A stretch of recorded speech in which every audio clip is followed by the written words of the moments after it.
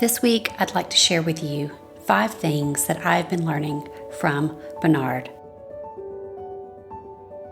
and how I'm using those 5 things in my own painting practice.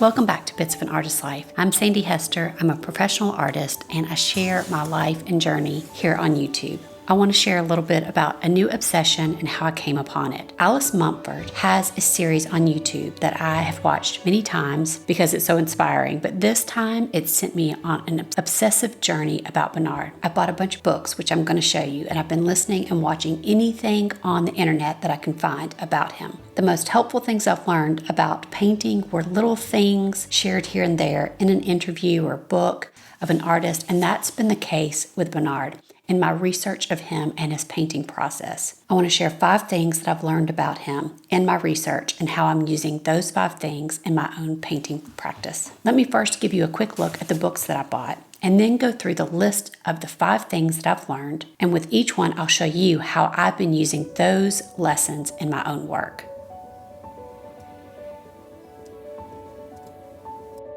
First, let me just acknowledge that I am most certainly pronouncing his name wrong. As I've been editing this video, I'm just like cringing because even as I filmed it, I was trying to not say his name. Every video that I watched on him, the person said his name differently, but I feel 100% sure that I'm saying it wrong.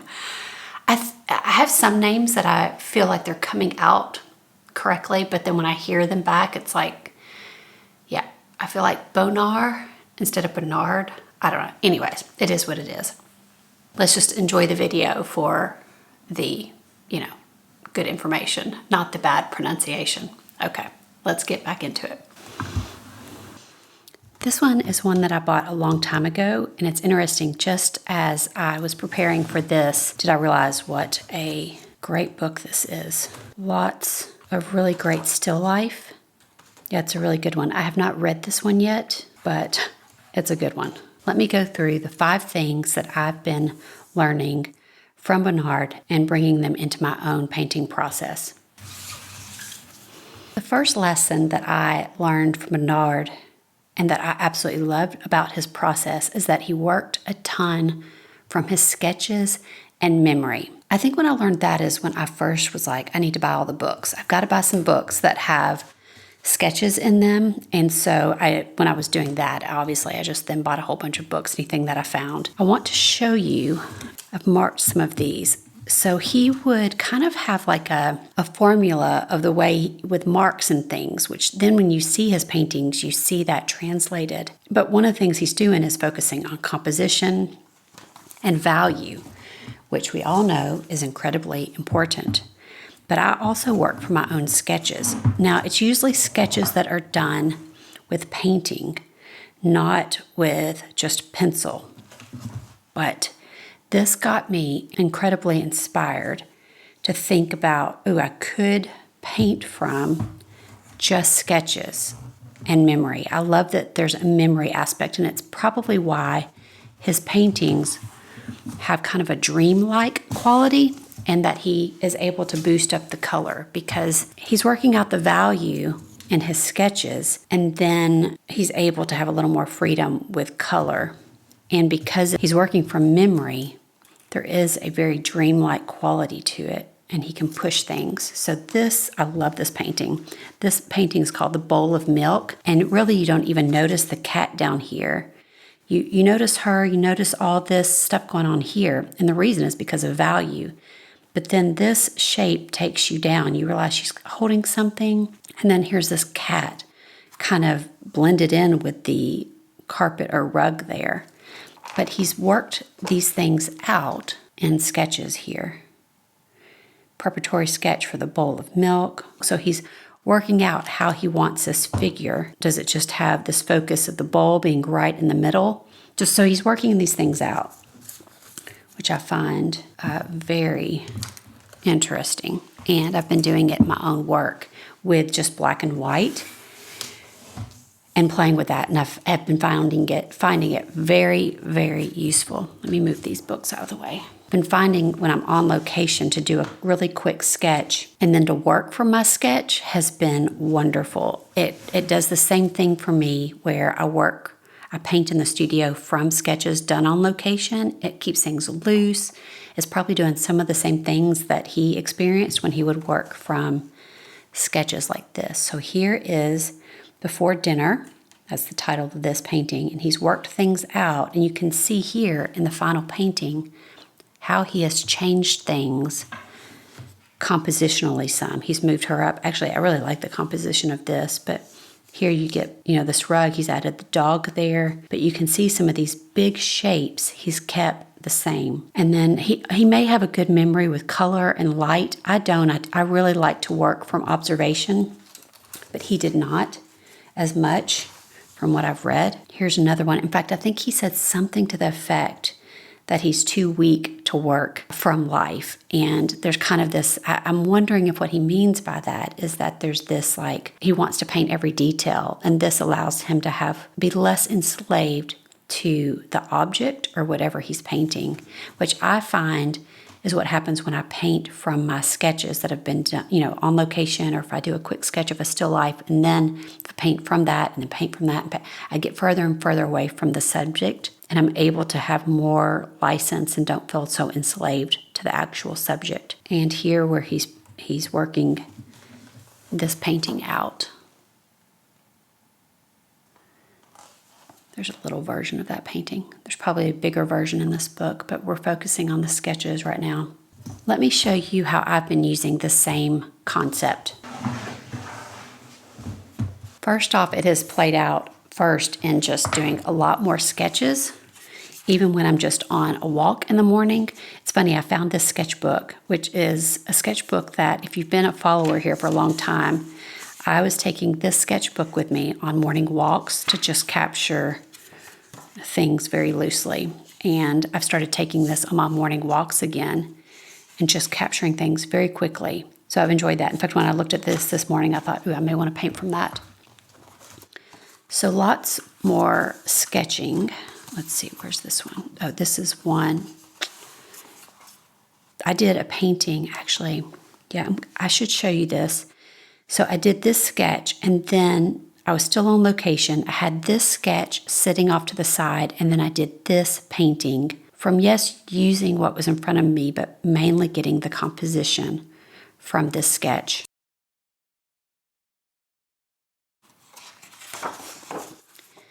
Then when we did a little trip out to Dartmoor, I did this sketch, so in pencil, just feeling my way through this very complicated landscape.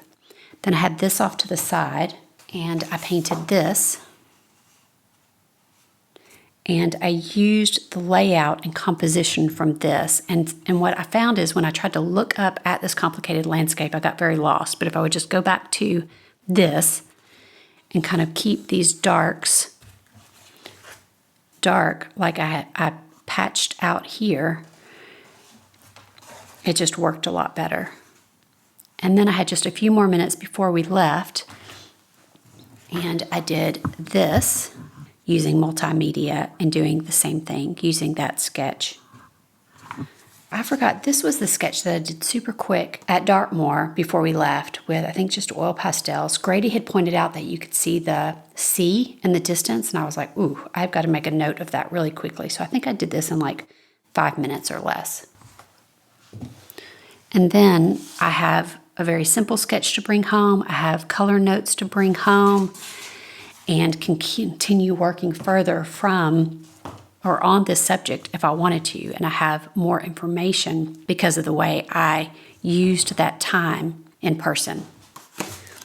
I've been using these sketchbooks from Jackson's that I just love, and doing just lots of sketching when I have just little bits of time to grab. And I'm blowing through these. And I'm finding that as I go back through, there's things that I remember this location and I remember colors now, but I have this simple sketch. And like this morning when I was looking through these, I thought, I want to do a painting for that, because I've got paintings that I did on location. So I'll have color notes. and that would be fun. Here's another example. I've been doing lots of little sketches like this of my scene. And sometimes it's like when I just have very, very little bit of time, just enough time to do a quick pencil sketch. And then, do I have any more in here? Yes. And then I've been painting from this. Now, this is a view out my window. This is a view on the other side of the house, which I did a painting of this the other day. I did the sketch first, then the next day I went out and painted from life. And I was kind of working out composition here.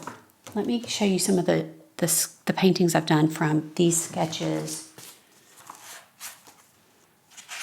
Like this and this. Oh, that's funny. This is the wrong stack of paintings. Let me go find the other stack. Okay, that's funny. I hid them from myself. I couldn't find them.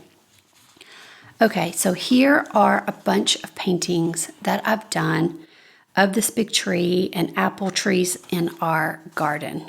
These are done from those sketches, also from, looking at life, but I'm just doing these over and over. It's another thing that Bonnard did. He painted from his home, painted scenes that he was very familiar with over and over. And I think that allows you to get to know a scene or a subject and allows you to play. One of the other things that I've learned from Bonnard that's not on this list, but is the way he did darks. We will talk about texture in a minute, but I just wanted to first quickly show you how I've been painting from those sketches. This one's a little bit too big to fit all in the shot here, but this one was done from, you can tell that I did this sketch first, and then I did this painting. The second lesson I learned was about composition. He was like a composition master. And if you've been following me for a while, you know I've been studying composition like crazy over the last couple years, studying value and composition, because value is the way you make composition, the way you lead the eye through a painting. So the dark and the light is how you form that painting. And he used compositional placements, such as placing borders in certain places on his painting, especially at the top. And I've been using that and I love it. So study his paintings, move quickly past the allure of color and shapes, and look at how he's composing the paintings. Look at how he's using light and dark, how he's leading the eye into the painting, and how he's bordering parts of the painting to keep your eyes within the painting. One of the things I've really liked about this book is a lot of it is black and white. And so what that does is it makes you getting distracted with the color, and you just get to see the value, which tells you so much about the composition that he's using. And so this is kind of, in some ways, a much more boring book, but there's a lot of things that it will teach you if you'll take time to study it. So I wanted to mention that about this little book. Let's look at some of the compositional tools. So the first one I wanted to show you was this top border thing. So even just this line of yellow, it just creates this border. He did it a lot with signs. If he was doing, buildings and things, he would put a sign right there with the wording, but he's doing it here with the landscape also. Let's see if I have any more in this one to show you. Yes, here's another border. So it wasn't just borders, but there was this real blockiness right here. You kind of have a border, but at the bottom, look at this. He's using all these shapes and borders. Look, here's one to block you from going out of the painting. This keeps you in the painting. This is keeping you in. This is saying he's telling you where to look, and then it allows your eye to roam around and find other things, like this hidden kitty right there. He always is doing that in his paintings. I think this other book has more that I wanted to show you. This is his still life one. So look at how he's basically put a frame around this table. And then you've got this weird thing here. It's what is that? That kind of guides you, shoots you around this way. Her dark form here shoots you across. He's just taking you right around that table and around the room. And again, here in this painting, things to block you in. And he creates these layers. That's just frame upon frame upon frame. And then this even takes you around till you find kind of the hidden figure. Yeah, it's just really, really wonderful composition. He's like a master in that. And it's just been really fun to study it and then try to put that in my own paintings. So in these paintings that I showed you of the trees, let's see.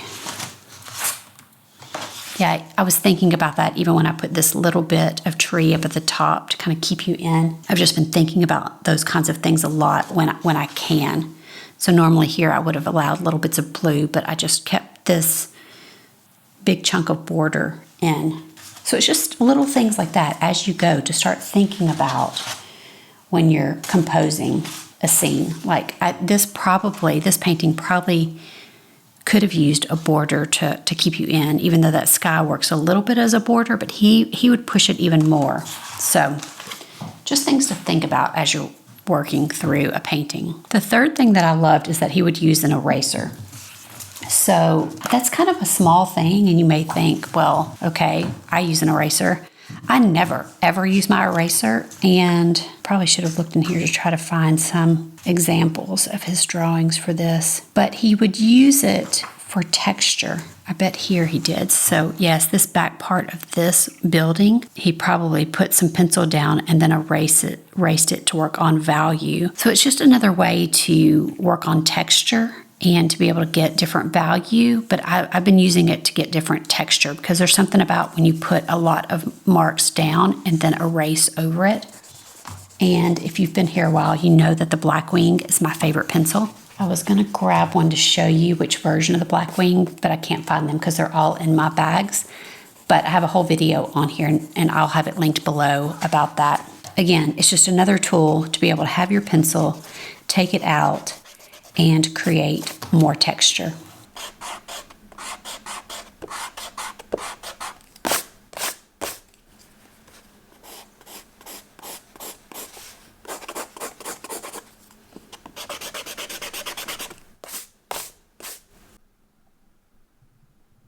The fourth thing that I loved is his use of mirrors. I have not used this yet in my work, but I'm quite excited to do it, especially in my interiors with still lifes or just my figure paintings like self-portraits. He used it in a way to add depth into a painting and actually make it a little weird, because some of the paintings that people pointed out that a mirror was involved, I couldn't really figure that out. And the reason sometimes the paintings seem kind of weird is because there is a use of a mirror. I feel like the person talking about this painting online said that maybe this was the mirror, but I'm wondering if this was a mirror. Basically, it doesn't matter. The point is that it creates depth and illusion, and it doesn't have to make sense. And I'm all about that.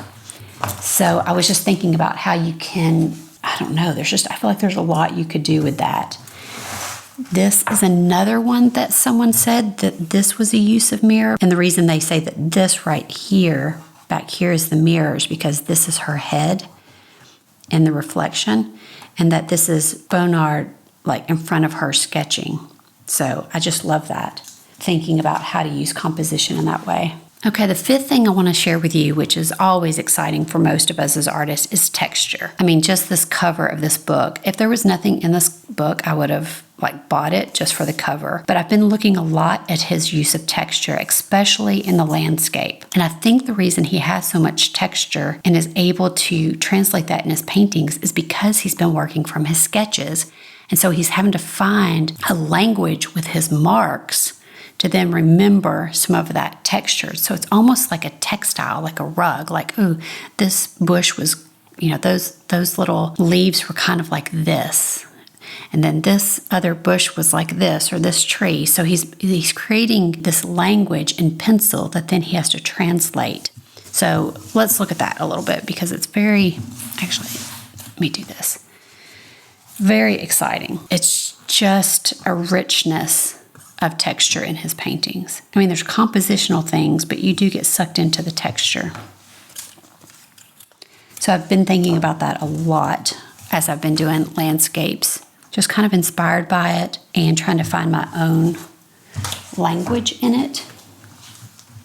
Because that's what we need to do because sometimes I'm not even totally loving his paintings, maybe as a whole, but I feel like I've learned so much more just from reading and looking and then trying to translate that for my own paintings. I mean, don't get me wrong, I love his work. It's just I've had this book for forever and have barely looked at it.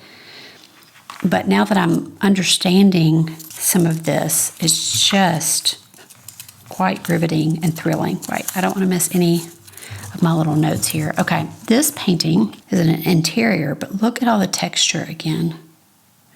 The way he's rendering a rug. There's this shorthand version. There's a language there that you see in his landscapes. Here's another interior. His interiors and figures have the same kind of texture that he uses in his landscapes. Yeah, so that feels very exciting to think about how to use that. Okay, the last thing, which is kind of technically number 6, is that he worked on his paintings for years and years. And here's what's interesting. I felt really freed up by that. I think because I feel like once I'm done a painting, I don't need to touch it again, that it's captured something in time. But I've actually been going around to paintings that I'm unpacking or putting up on my walls and fixing things that annoy me. So I've been doing that quite a bit, literally even when it's just like, oh, here's my nice couch underneath it, and I'm just going to throw some paint on there. I love that. I feel like it's given me freedom to continue to work on paintings well past when I actually did them. I think I also feel like if I put a date, if this was painted in like 1923, that I can't add to it in 1925. And I don't know why I would put that. For some reason, knowing that he worked and worked and worked on paintings and kept them in the studio for a long time, that has just really freed me up. In fact, there's one this morning that I came across, one of my own paintings, that I thought, I've got to fix that. I need to add this. Not like rechanging the whole thing, but just it's given me a freedom. I'm going to have Alice Mumford's website, like YouTube, linked below, so you can go check her out. She's got a lot of videos. She's a great teacher. She does teaching. She has online classes and stuff like that. Definitely go check her out. Love her work. Any of the paintings that you've seen here, I will have those on my website up for sale, ready to ship out if you want them. The state of the studio is still an absolute mess. I'm working towards maybe next week, not next week, definitely not next week, next video, to do a studio tour, which will hopefully include not only this space, but the space across the house that is our like workroom, storage, Grady's office, all of that, because part of the studio is in here, part of the studio is in there, but I don't know, it's still explosion. It's a little bit like my hair. It definitely needs washing and just kind of barely making it at this point. But we're making it, things are happening. It's just sometimes going slower than we want. But I'm here. And the studio is a mess, but not like good mess. You know what I mean? Not like working mess. It's just in like I'm barely surviving mess. Okay, let me look at my list to see if there's anything else I was going to tell you. Oh, yes. I do not have a list of all the videos that I watched. You need to just Google or like on YouTube look, and I just like binged watched things that looked interesting if you're wanting more, you know. I just didn't keep up with those. I was just kind of feverishly watching as a zombie while I'm trying to like get the house ready and do all the work and stuff like that. I'll also say I only bought used books, and I think all the books that I bought for about 30 pounds, maybe even a little less. So just keep your eye out at used bookstores or look online. You can find some great books. They don't have to be the books that I showed you, but hopefully showing you the ones, little bits of the ones that I did purchase will be helpful. All right. Hope that was inspiring, and hope it makes you want to paint and go like do some studying, you know, to learn more about great artists and how they work, and to read your books, like to actually read them. Don't just look at the pictures. It's really easy to just look at the pictures and not read, but the reading is where you get the little tidbits. Or listening to talks about the artist. Those are always where I've gotten the best info. It's like little bits like, ooh, and then, you know, it informs the way I paint. All right, I'm gonna go edit this outro, and I'll see you back here in 2 weeks. Maybe, not a promise, but maybe with a studio tour. Maybe. We'll see. Okay.